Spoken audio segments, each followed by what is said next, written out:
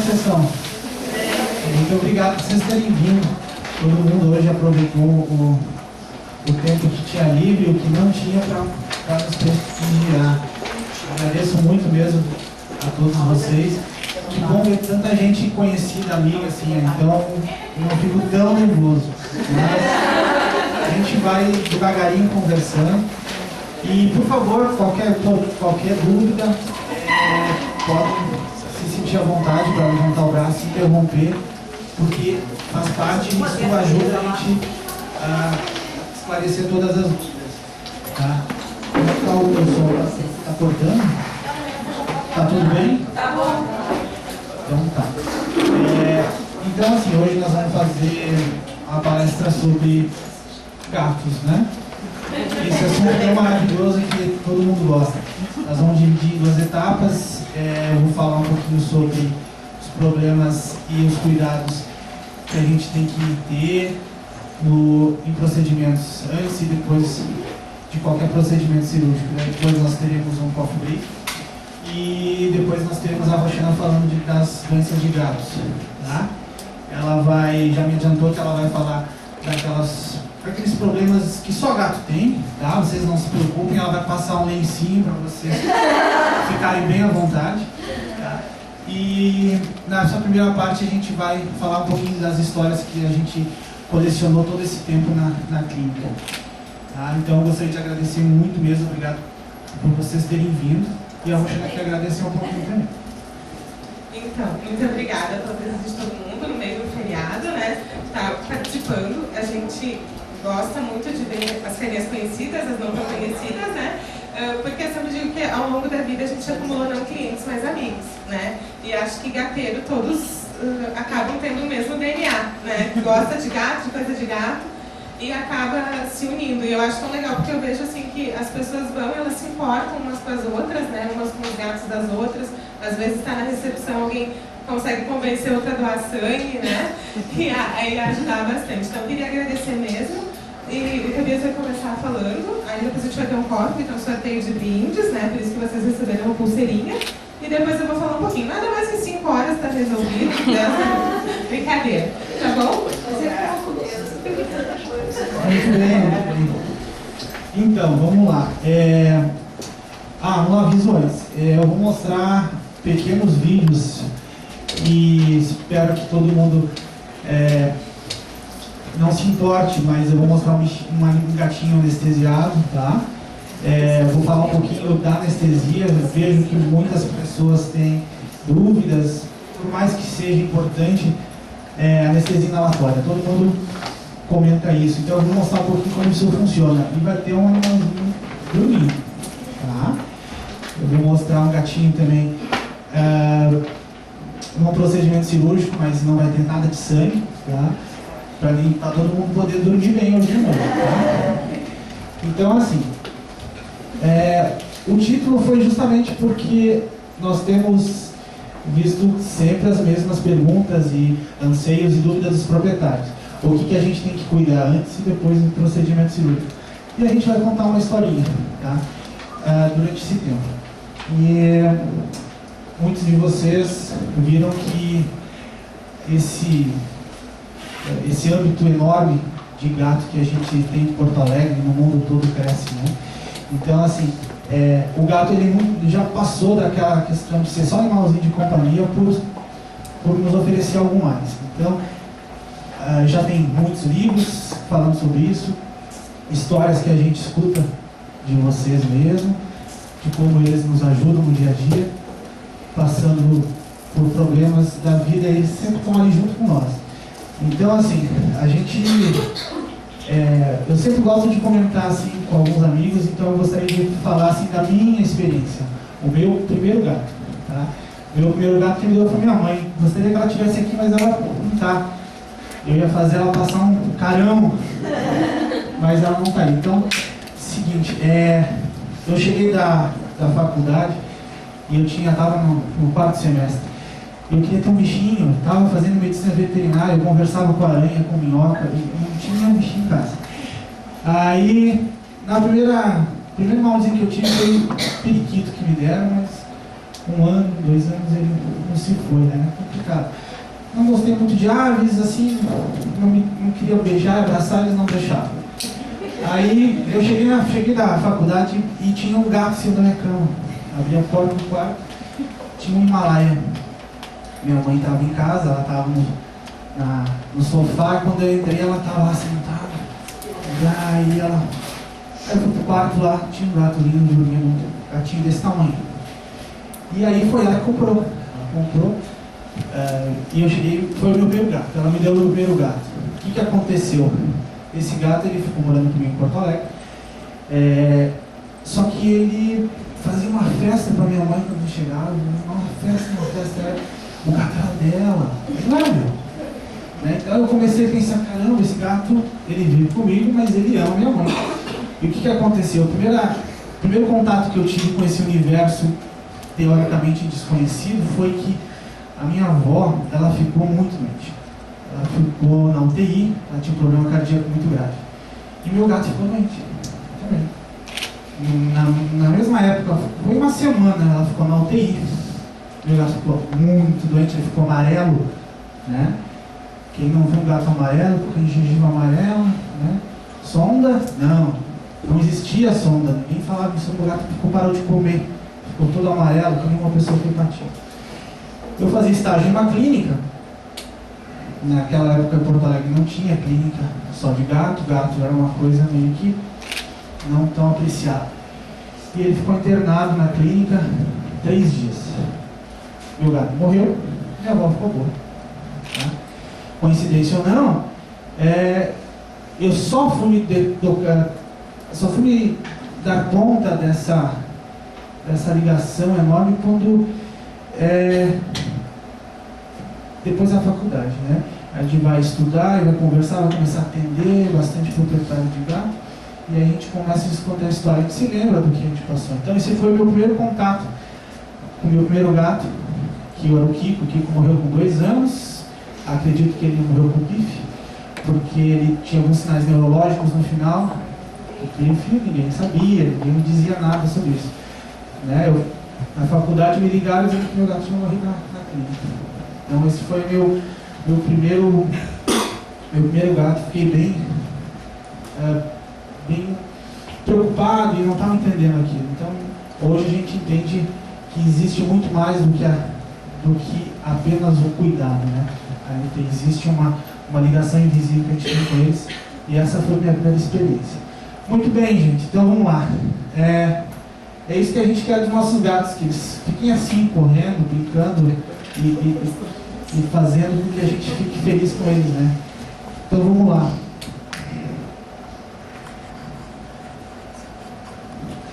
Muito bem, os cuidados que a gente tem que ter com qualquer paciente que vem fazer alguma cirurgia na clínica, seja ela pequena ou grande, né? A gente sempre pede exames laboratoriais, hemograma, né? Todo gatinho, acho que aqui, qualquer que passou com alguma castração, às vezes, qualquer procedimentozinho já fez um hemograma, um perfil renal, hepático e proteínas, né? Que nem a gente, os órgãos que tem que estar bem é o fígado, né? Eles metabolizam todas as drogas, e o rim que excreta, né? A gente precisa estar com isso tudo funcionando bem, mesmo em pacientes, gatinhos que são jovens, tá? Esses são os equipamentos que a clínica tem. Esse da esquerda de vocês faz o hemograma, e o outro bioquímico. O hemograma leva 3 minutinhos para ser feito, o bioquímico leva um pouquinho mais, uns 15 talvez, tá? Então qualquer coisa, são equipamentos que agilizam muito.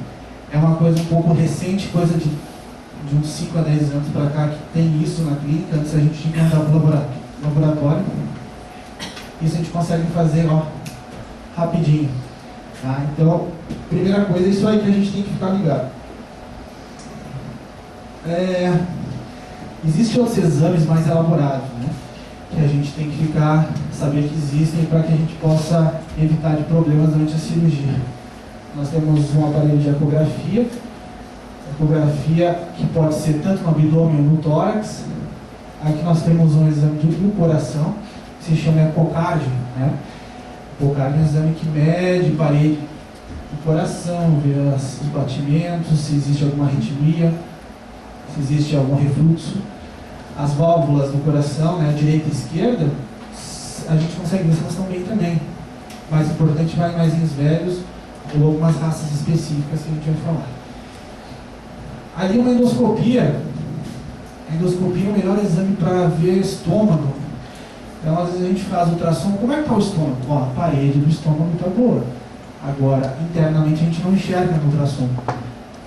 E a endoscopia é o exame ideal, é o exame que mais vai conseguir ver todo o estômago por dentro, todas as áreas e fazer algumas coletas às vezes. Né? Então, essa é a endoscopia. Bom, aqui é o raio-x. Raio-x digital. Na minha época não era assim, não. Raio-x, na minha época tinha aqueles químicos, revelador, fixador e água. Que era uma nojeira, a gente se sujava muito. Agora não é tudo digital. A gente aperta o botão, a gente consegue ver o animal todo de uma maneira maravilhosa. Aumenta, diminui, vira. É uma coisa fantástica, facilita muito.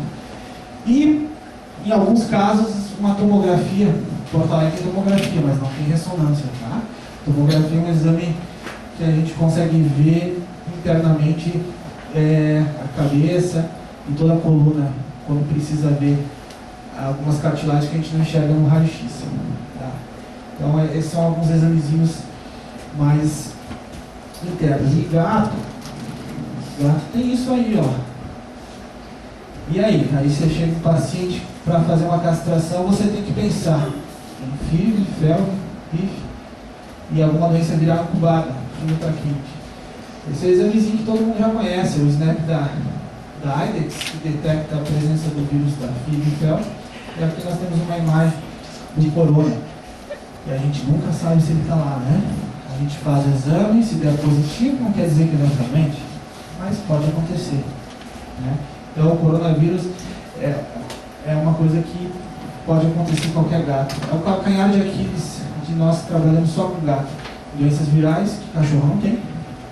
Ele gato pode nascer com elas e pode se manifestar a qualquer época da vida. E aí é que entra a questão que a gente sempre fala, da baixa de imunidade. Como é que isso acontece? Pode ter acontecido com o meu gato, né? O meu gato ficou doente porque sentiu que a mamãe estava muito triste e ele já nasceu com coronavírus e desenvolveu. É possível, a gente não tem como fazer necrópsia, mas poderia ser feito. Né? Então, a gente trabalha com isso sabendo que pode acontecer com qualquer gatinho. A Roxana vai falar melhor sobre isso aí. Ela vai dar os lencinhos. Muito bem. Olha só. Gato tem uma doença muito chata. Se chama PKD. PKD é uma doença hereditária. Se chama rim policístico. O gato pode nascer com policistos renais. Aqui tem uma fotozinha do rim normal cheio de cisto. Assim como tem cisto ovariano, que as mulheres têm, não serve para nada. Aquilo é uma coleção de líquido que faz com que a estrutura do órgão diminua a sua função e coloca líquido que não funciona para nada e acaba causando problemas graves. Existem raças que podem nascer com isso, que a gente tem que ficar bem atento. Diabetes. Diabetes é um pouco mais fácil, né? Bebeu muito, tomou muita água, a gente já pensa em diabetes. Então a gente tem que estar sabendo que pode ter um paciente diabético. Essa semana eu operei um gatinho que era diabético, está na clínica ainda, e ele extraiu 4 dentes. Tá bem, mas o paciente, quando é feito qualquer procedimento anestésico, ele demora um pouquinho para equilibrar novamente, então ele tem que ficar bem. Cardiopatia hipertrófica. Cardiopatia hipertrófica é quando o coração ele tem uma musculatura que vai espessando, ao contrário do cão. O cão geralmente tem uma cardiopatia dilatada, a musculatura do coração fica fina e a cavidade aumenta do coração, mas ele perde a contração. E a cardiopatia hipertrófica do gato, a musculatura fica tão espessa que o coração tem dificuldade para bombear o sangue. Tá? É gato que já nasce com isso. Peito escavado, mais difícil, né? Aqui nós temos um raio-x do gatinho com o peito bem para dentro. É um tórax meio quadrado, assim. Nós temos um gato, o Jimmy. O Jimmy é um gato que a gente pegou lá em Caxias, né? O Jimmy foi comprado de Minas Gerais, não sei se era daí, o criador vendeu para uma amiga nossa, e aí ela nos ligou que o gato estava estranho, e aí a gente botou a mão no gato com aquele peito estranho. É genético, tá? Tem que ligar para o criador e dizer assim, ó, castra o seu macho e a sua fêmea. Isso aqui é um problema. Diga, meu anjo. Qual é os sintomas desse peito escamado que a gente sente assim? Tem alguns sintomas? Sim, tem. Que a gente identifica que ele tem eles, mas não só no toque. É, quando ele é um gato que não cresce. Tá? Ele tem. Ele não desenvolve direito. Mas é assim, você consegue, qualquer um que tem gato, porque o tórax ele tem uma conformação ovalada. Quando você toca o tórax dele, ele é chato aqui, parece uma pessoa. É um gato que tem dificuldade para respirar, ele tem dificuldade para comer, ele come ou respira, às vezes não consegue fazer os dois. Tá? E tem. Não caminha, não corre, ele não brinca, ele fica pouco, ele cansa muito. Gato não põe língua de fora, difícil colocar. A hora que você vê um gato com a língua de fora, é problema. Tá? Cachorro não, gato é problema, não pode. Então, assim, não, eu vi o quê? Eu vi uns 3 gatos só. É pouco, mas é grave. Tá? Existe uma cirurgia. Existe uma cirurgia que é uma cirurgia chata, porque o gato fica internado 2 meses na clínica, é feita uma cunha de algum material mais resistente e você passa fio de aço nas costelas prendendo o gato uma estrutura rígida para que quando ele cresça ele tome a forma correta. Não é muito bonito de ver, tá? E aqui no raio-x tem um gatinho que tem a... diga, Mas qual é a chance dele, assim, tipo, vai fazer esse tratamento, ele tem condições? A cirurgia, ela é... corrigido. Vale a pena fazer isso. Quando filhote, sim. Quando eles Só são filhotes, depois de adulto. depois de adulto não. Só quando eles estão em fase de crescimento. Ele chega a um período adulto com esse Chega. O Jimmy tem que idade? 5 anos. 5 anos. Ele é um exótico. Mas o inverno é muito. Mas é só quando filhote. Quando é filhote. Eu nunca fiz essa cirurgia. Tá? Cirurgia a gente vai em curso ver como é que faz. Mas eu não sei se eu faria no meu gato. E aqui nós temos um coração grande, ó, redondão. É só para ilustrar, mas o coração do gato ele é mais afinadinho na ponta. Nosso é um coração com problema. Muito bem. Olha só, nós temos gatos que tem. Quando a gente vê o gato de raça, já vem na cabeça tudo que ele pode ter. Quando eu vejo um persa aqui, eu imagino. PKD, sabe? O gato pode ter rim policístico, é a raça que mais tem. Persa e Himalaia. Pegar o Himalaia, são persas. Esse é um gato que tem que tomar cuidado, né? Tem dificuldade para respirar depois de anestesiado. Depois eu vou mostrar para vocês como é que a gente faz para manter um gatinho desse bem na cirurgia. Esse gato tem problemas urinários, né? É um gato não toma tanta água, no geral, quanto deveria. E esse gato toma menos ainda. Geralmente ele tem preguiça, ele caminha pouco, né? Eles são gatinhos mais menos, que se movimentam menos, e eles têm preguiça de ir até a água, né? E comer também, eles têm preguiça. Então a gente tem que botar várias águas de caixinhas e comida nos bichinhos, senão eles têm preguiça, né? Você já sabe, né? Gato tem que, para viver mais, tem que tomar mais água, você tem que se hidratar mais, né? O futuro da ração de gato é o da gente. A ração seca é bacana, é fácil, é prática. A ração úmida estraga, né? Mas o futuro é esse. Ração equilibrada. Nada de fazer comida em casa e achar que tá bom. O gato ele tem uns aminoácidos essenciais que ele não fabrica, ele precisa receber in natura na sua alimentação, ele não fabrica. Então, não é fácil fazer alimentação natural. Tem que ser uma ração já equilibrada e pronta, feita por um especialista. E o siamês? E o oriental? Principalmente os orientais têm problema de amiloidose. Alguns. O que é isso? É uma degeneração hepática ou que pode afetar tanto o fígado quanto o pâncreas também.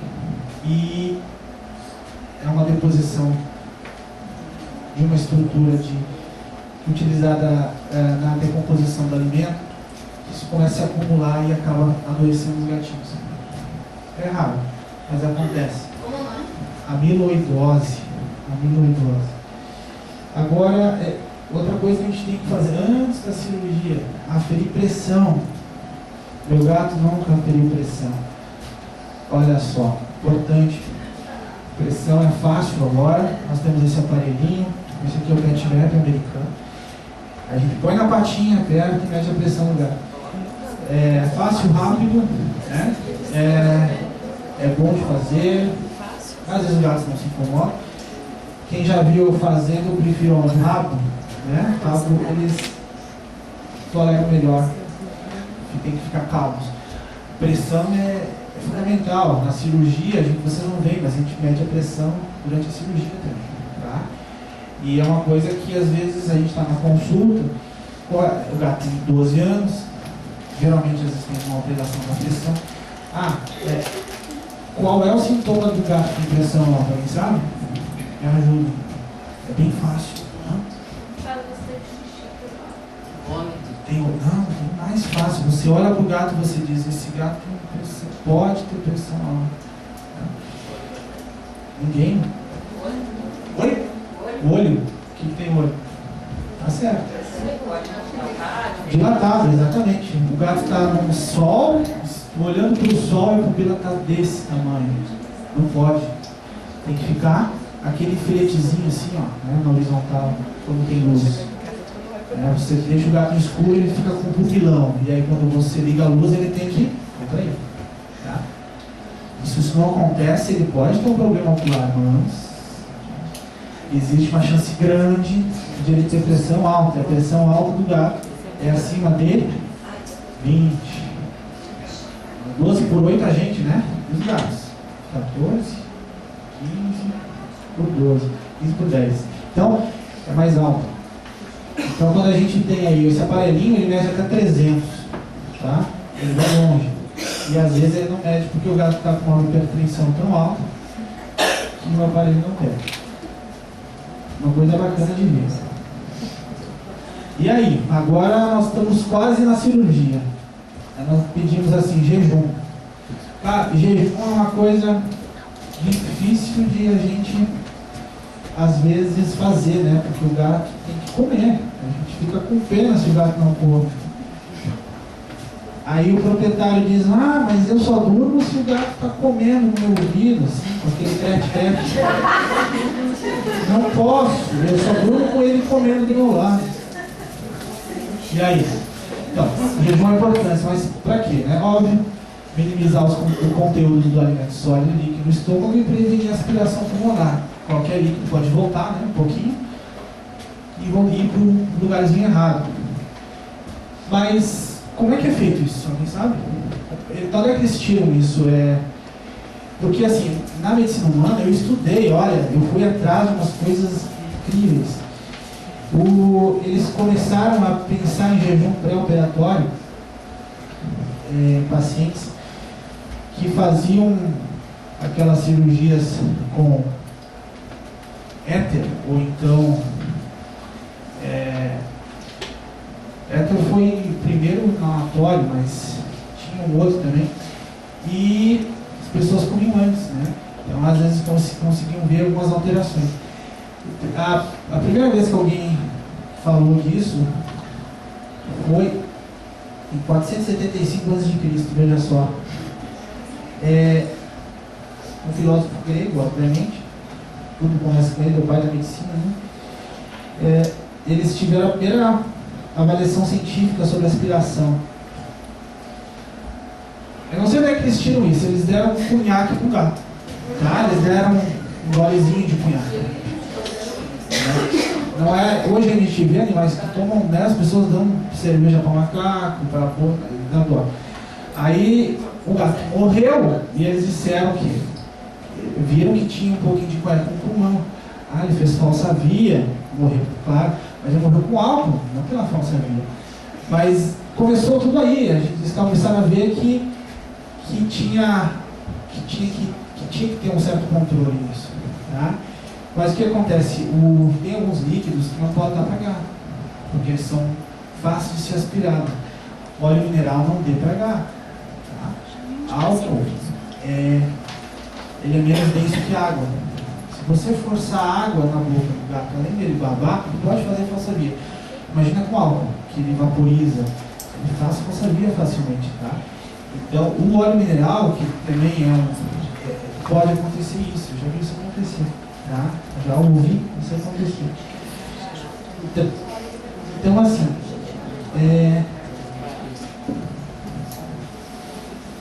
na medicina veterinária não existe nenhum protocolo que diga que chegam a uma conclusão assim. Como nós temos cães grandes e pequenos, com metabolismo diferente, você tem que dar um jejum diferente, você pode adaptar um jejum diferente para cada tamanho de animal, mas nós somos gatos. E aí entra a seguinte situação: quanto tempo leva para um gato que come um sachêzinho, digamos, para percorrer todo o intestino? Ele passa pelo estômago, todo o intestino delgado e chega até o intestino grosso. Ali nós temos uma válvula que divide o intestino delgado do grosso, que é a válvula do septo-córneo. Daquele ponto para trás, o conteúdo não volta no animal sadio, tá? Então, se o gato comeu alguma coisa e passou por todo o intestino, esse é o tempo que a gente deve fazer o jejum. Então, na clínica, a gente comenta o que animais sadios é 6 horas. Não precisa mais que isso. E a gente tem colegas que fazem anestesia em outras clínicas, que trabalham com cães, que eles fazem jejum mais alto. Por quê? Porque existe um tempo diferente para cada espécie. Tá? Então a gente tem isso aí, a gente tem uma situação um pouco diferente. Nós trabalhamos só com gato, então eles são todos meio padrão. Tá? Então mais que 6 horas não precisa.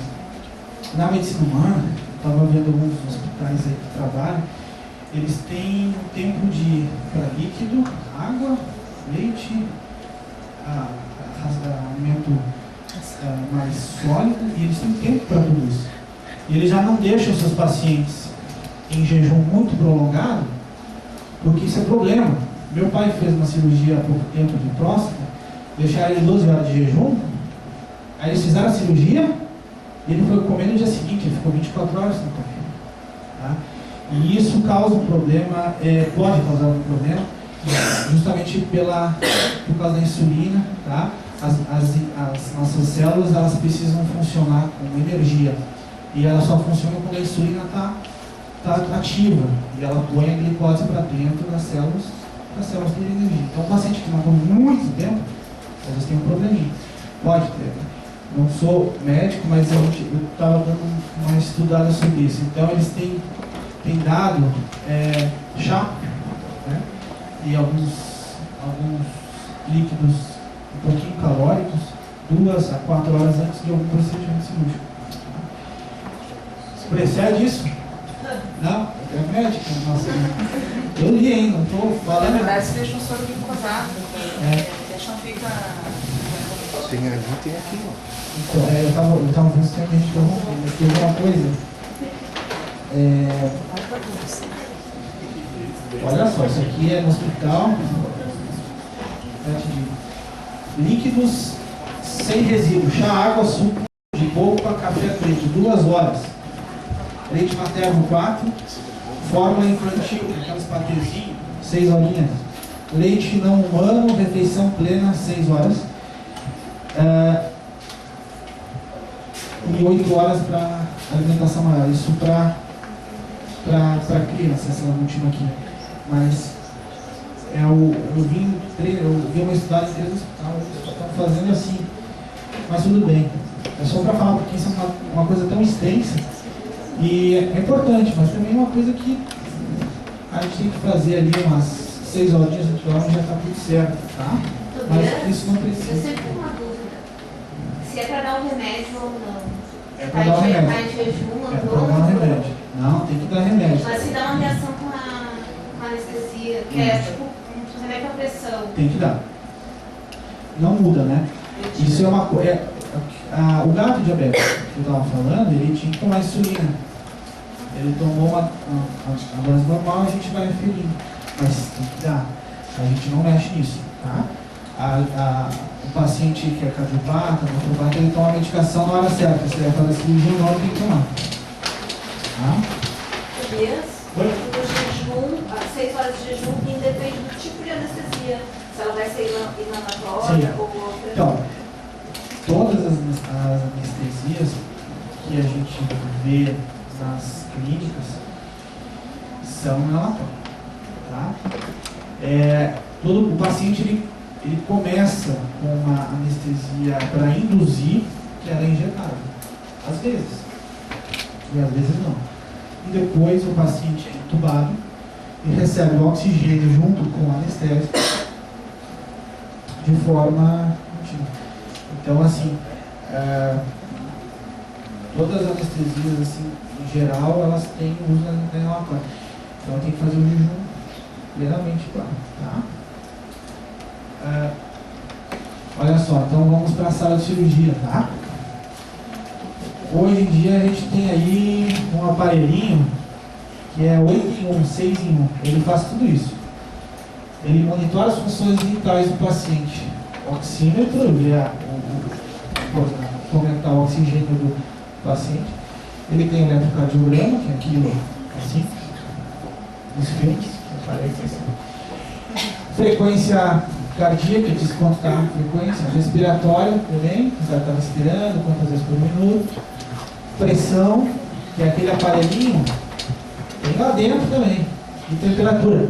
Gente, isso aqui é uma beleza, né? Um aparelhinho que faz mede, ele não faz tudo. Isso é para a gente errar menos, para que as pessoas tenham qualquer alteração durante a cirurgia, ele possa resolver. Tá? Ele não faz nada sozinho, mas ele te diz se você sabe interpretar, se você está ligado, se você não só está lá na cirurgia, se você realmente está com a consciência também. Tá? Intubação orotraqueal. Eu trouxe um para mostrar, quem não conhece. Isso aqui é simples. Gente, custa R$5. Isso tem em qualquer centro cirúrgico. Tá certo? Isso aí. Olha só. Isso aqui, depois que inventaram, o paciente pode até dar uma regurgitada, mas não vai para traqueia mais não.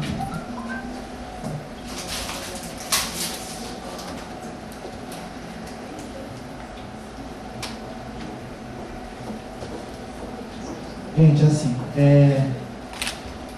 isso aqui é um traqueotubo, tem várias dimensões.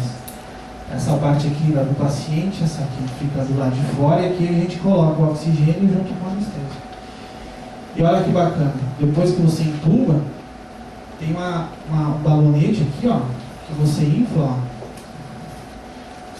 Tá?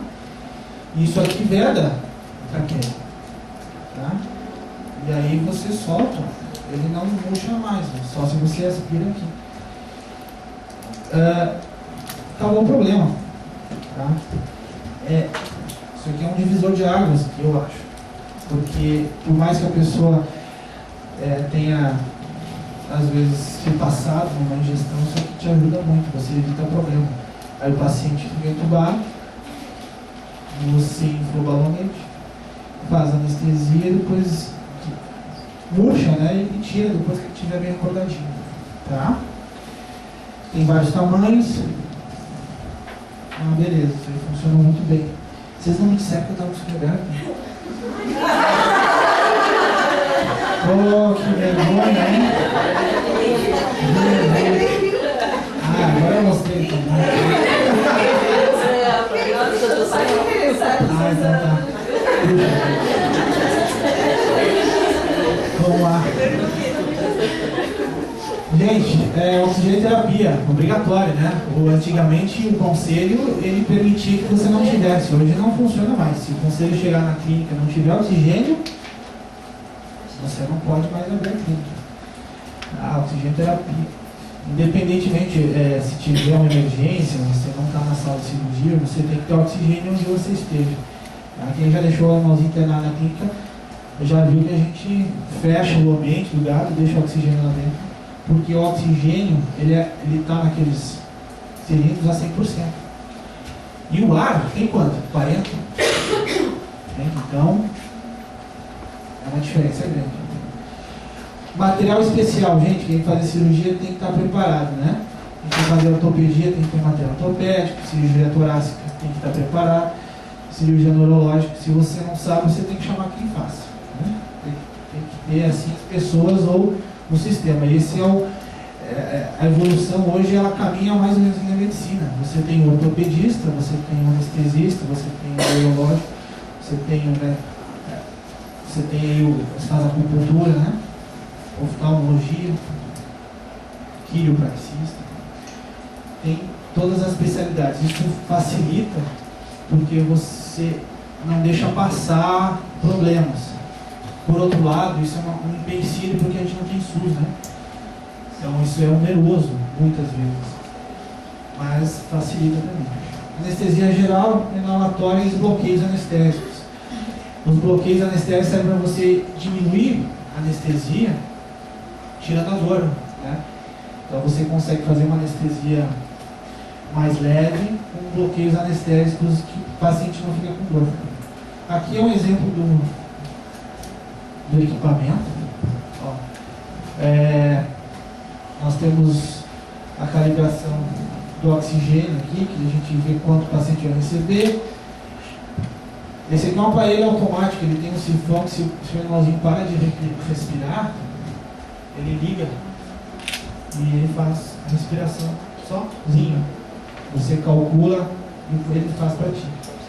E aqui é a saída, ó. Essa aqui você conecta um aparelhinho lá. Eu vou mostrar, tá? Se alguém não quiser ver um paciente anestesiado, tem que sair da sala. E esse aqui é o aparelhinho, ó. Esse aqui, ó. Faz tudo. Aqui a gente tem a temperatura, tem a frequência cardíaca, respiratória, a pressão do paciente, a ferida de tempo em tempo. Tá? É uma tecnologia muito, muito importante, com investimento alto, mas todo mundo tem que ter. É outro item obrigatório. O conselho obriga que você tenha isso. Tá? Eu pus uma caixa de placa ali, ortopedia, só para vocês terem uma ideia. Tá? Isso ali é um material especial. Quem faz tem que ter isso. Gente, esse é o nosso paciente que fez um procedimento na boca e ele deixa eu ver se eu rodo ele direitinho aqui. Então ele tá sedado, tá todo ligado ali. Vai mostrar o aparelho que vocês tenham uma ideia. Aqui eu trago o tubo, ó, tá ligado? E esse é o aparelho. Esse gato está com 126 de batimento cardíaco, está oxigenando 97, 98%, excelente, tá? E a temperatura não está aparecendo ali. Então esse é um aparelho que você consegue ficar tranquilo. Sabe, o paciente está batendo o coração, está oxigenando, aí facilita pra caramba, tá? Então isso é bem simples de fazer. Então, agora quero mostrar uma coisinha para vocês, olha só. Alguém me diz o que esse gato tem. Ele está na sala de cirurgia, ele veio fazer uma cirurgia. Que cirurgia que ele veio fazer? O que vocês acham? Oi? Nariz? Ele tem nariz? Tem? Não tem nariz. Ah, o nariz está ali. Não, ele tem nariz. Mas cadê as aberturas? A língua. A língua?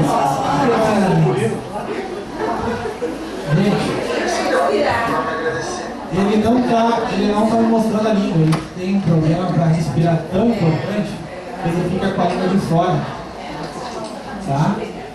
Ele veio fazer rinoplastia. Eu vou mostrar. Isso é uma coisa. Tá? Então olha só. Esse é o gato. Cara, por onde o ar está entrando? Está entrando por aqui, olha. O gato respira assim, ó.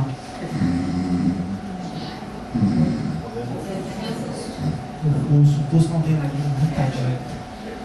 O Fusco não tá na clínica, ele tá lá em casa. Ele pegou um funguinho e tá tratando lá. Gente, esse gato não tem nariz. Ele, problema de quem? Dos criadores. Eles querem fazer, daqui a pouco o gato não tem nariz. Então,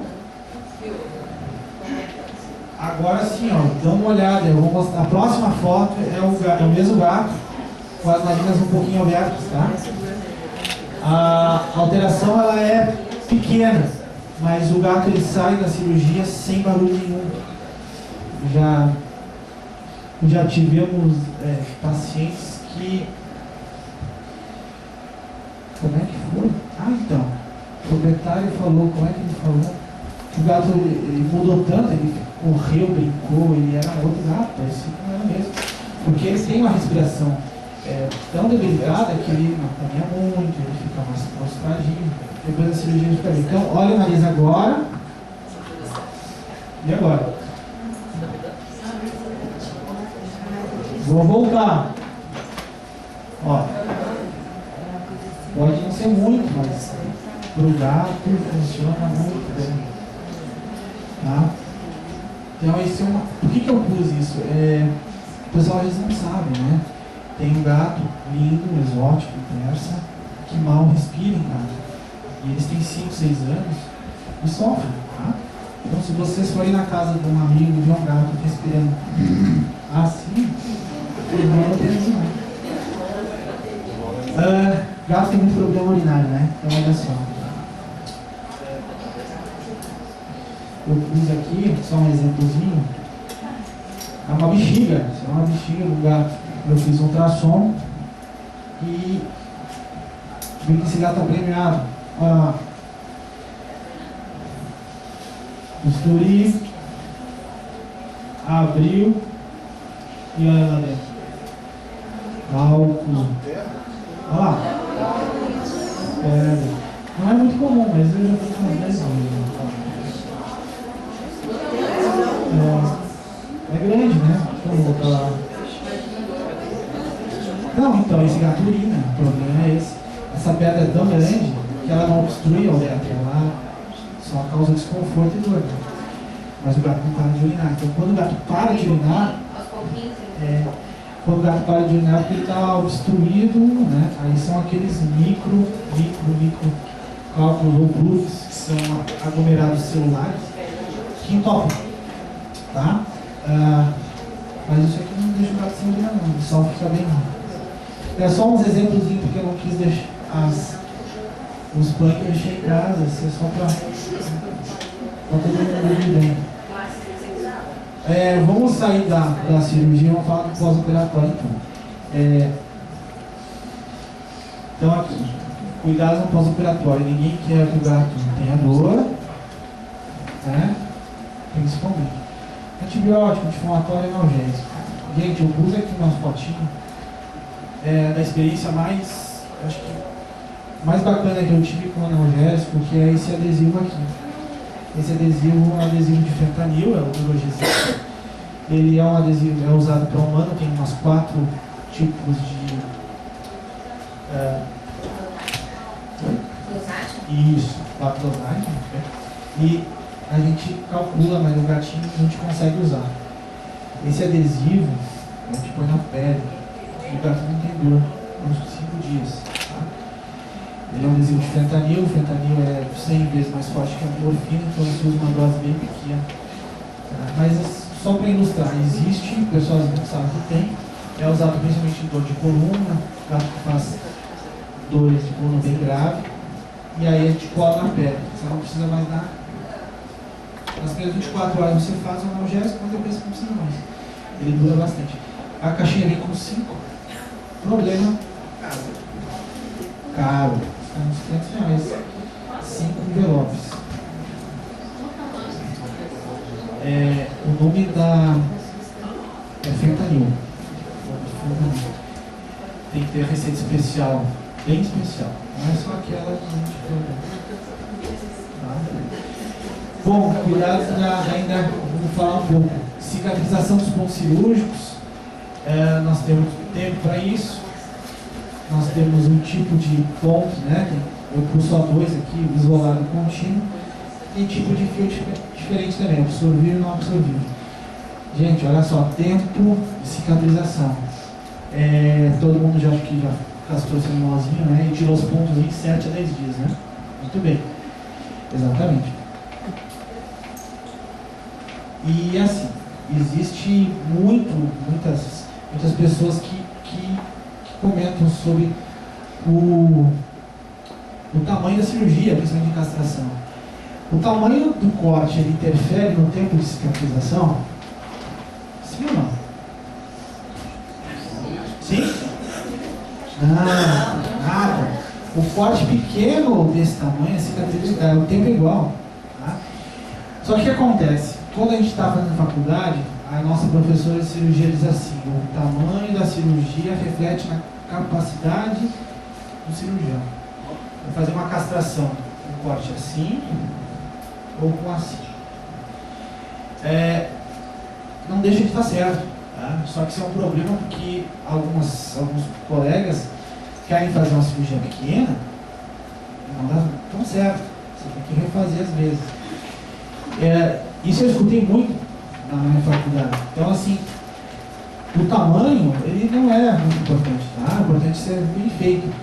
Principalmente castração, para evitar que depois você tenha que abrir de novo, tá? Então, o tempo, não. A cicatrização do paciente normal, você vai tirar os pontos no oitavo, no quinto, dá para tirar sem problema. Tá? Nós temos o ponto aqui, que você conta, que é isolado, né? Eu, com 12 anos, eu quebrei já os 2 braços, eu tinha os 2 braços que quebrei. Aí eu fiz assim, tinha os pontos aqui, e na escola perguntava: quantos pontos você deu? Dei 30. Nossa, 30 pontos. Então você contava os pontos. Isso era sinal de que era peso lá. Se quebrou, né? Eu nunca fui muito calmo, eu sempre fui muito elétrico, assim. Então, com 2 anos eu tinha quebrado os 2 braços. Bom, o incontínuo é aquele internozinho que fica bonitinho, só que se ele abrir tudo, o isolado não. O isolado, se abrir um ponto, abre um ponto. E o contínuo, se abrir tu abre o resto. Tá? Tobias. Oi. Só para questionar, o meu gato, o Isaac, que conheceu já, bem grande, foi castrado e a veterinária na ocasião não deu pontos. É comum isso? Macho não dá ponto. Não dá pontos? Cirurgia pelo espaço. O que acontece? O saquinho, ele tá com os 2 testículos, aí você faz um corte, tira os 2 por ali, e a hora que você tira, ele murcha, né? Sim. E aí você não vê mais nada. É por isso. Dá pra fazer ponto? Dá? Tem gente que fazia assim. Aí você tem que tirar. Mas eu nunca tive problema. Mas a gente na faculdade faz também. Não faço ponto não. Macho geralmente não. A fêmea faz. Olha, esse é o ponto isolado, né? Essa ali recebeu 3, 4 pontinhos. Tá? E esse aqui é o contínuo. Então, olha lá. Tá mais bonito. Né? O cirurgião aqui é melhor, né? Não tem nada a ver, gente. Não pode abrir, não pode dar problema. A gente vê o que? A gente vê a pele, mas a gente não vê por dentro. Existem 3 camadas aqui para dentro que a gente não enxerga, e essas são mais importantes. Tem o fechamento da musculatura do abdômen, o reforço da musculatura do abdômen, a aproximação dos bordos e pele. Isso aqui é só para fechar a pele, não vai evitar de víscera subir para cá ou sair para fora. Se isso acontecer, não é porque isso aqui ficou mal feito. Ficou mal feito lá dentro. Tá? parede do abdômen não pode abrir, em nenhuma hipótese. Só para comentar, aqui a gente tem um fio absorvível, o fio isso aqui é um fio que a gente faz ligaduras e cirurgias internas. Aquela bexiga aberta, ela é fechada com um fio absorvível, porque depois o organismo vai embora. E esse é o preto que a gente vê na cirurgia no pele. Esse é o fio de nylon. Esse fio fica anos na pele se você não tirar. Mas ele, a princípio, não é para dar nenhuma reação. Quando isso acontece, é porque o gatinho lambeu, né? O gato encostou a barriga no chão, entrou uma sujeirinha. Não é pelo fio. O fio ele é estéril, ele é inerte, ele não é para dar nenhuma reação. Tem alguns pacientes que pode ter uma reação a esse fio. Mas é mais ou menos aquelas pessoas que têm queloides, né? Cicatrização exagerada. Tem pacientes que têm alergia a esse fio, né? Mas é o que a gente usa. Tudo bem? Está acabando. E aí? Virou uma febre isso aí, né? Ah, eu não fiz cirurgia, mas eu posso pôr roupa? Pode. Aqui nós temos uma roupa comprada e uma que a gente faz em casa, né? Uma malhazinha, né? Mas é importante pôr assim, tá? É legal. Gato, ele é capaz de lamber a nuca. Não é que ele não vai tirar a ponta da barriga. Então, a gente recomenda colocar, né? A não ser que o gato... Isso. Então, eu já recebi na clínica o proprietário que trouxe assim um pano. Se olha que a gata come, cheio de buraco. Então eles comem tecido às vezes, fazer o quê? Mas é bacana, tem que pôr, acho que funciona bem. Deixa eu ver aqui mais. É isso. Complicado, gente. Outro gato que tem muito problema é esfinx, né? Esse gato aqui não tem pelo. Tem problema de pele. Como é que tá o tempo aí? Tranquilo. Pergunta se tem dúvidas. Vamos. Perguntem, gente. Sei lá. Diga. Tá, eu fiquei preocupada que o gato não pode ficar com a boca aberta quando ele. Tá, eu tenho um dos meus que ele corre e ele fica que nem cachorro. Tem problema? Mesmo o gato que corre muito, assim, ele não deve ficar. O gato só vai abrir a boca em momentos muito estresse. Isso pode ser, sim, fazer esforço nenhum. Tá? Já aconteceu, o gato vem na caixinha, sem se mexer, né? Ele pega carro, pega ônibus e chega com a língua aberta. É estresse. Mas no caso dele não é. Quando ele corre, ele fica com a boca aberta que nem cachorro. Ele é bem gordinho. Ele é um pouco gordo. A gorda é saudável, né? Não, mas tem que cuidar, tem que ver, tem que fazer. Acho que deve observar, principalmente fazer um examezinho no coração, tá? E pressão. Tem que ter pressão também. Ele é jovem, tem 5 anos. Como é que o gato transpira? O cachorro pela boca, né? E o gato pelas patas, né? É diferente um pouquinho, né? O gato, dificilmente eu vi um gato se resfriando com a boca aberta. Eles transpiram um pouquinho pelas patinhas. O cachorro mais pela boca. Diga. Sobre essa cirurgia de cartilagem do meu gato, a cicatrização demora mais do que 7 a 10 dias, né? Demora porque tem tecido inflamatório. Tu tira os pontos que eu tenho. Com mais tempo. O hematoma é aquela coisa que tem uma otite no gato, né? E aí vai coçando e tal. Aí O cachorro puxava ele pela orelha. Pra brincar. Aí ele põe a bactéria na orelha, né? E essas duas cartilagens elas se separam e começa a ter entendimento. Porque eu lembro que ele ficou bastante tempo com os pontos quando ele aí fica por causa da contaminação bacteriana, mas a princípio uma cirurgia não tem que ter bactéria, né? Tem que estar tudo esterilizado. Oi! Quando o meu gato corre muito brincando, ele solta toda a respiração dele pelo nariz, assim, chega a fazer um orgasmo, assim, adicional. Isso é normal. Isso é mais normalzinho. Da diabetes, você falou Diabetes. muita água.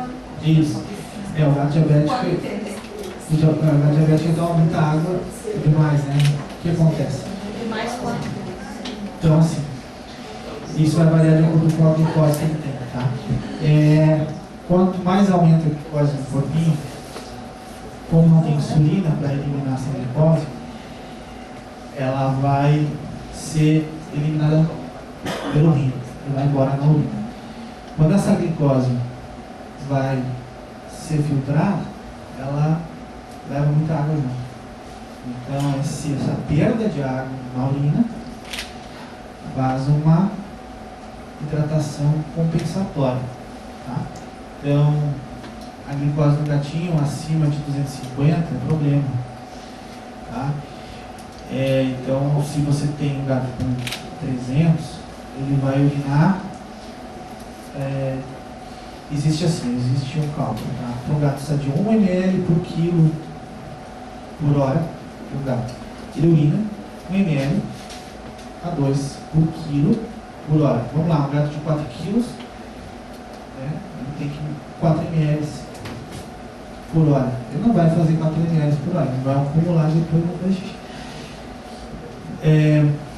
Tem gente, eu conheci uma pessoa que media quanto o gato urinava todo dia. Ela ligou e perguntou quanto o gato tinha dificuldade de urinar, e aí a gente disse, ela pesou, e aí calculava, tinha um copo de medidor, ela tinha um caderninho lá. Então, não era diabético, mas ele tinha problema de urinar. Então, essa é a média. Então, quando você tem uma diurese acima de 4, é um problema. Tá?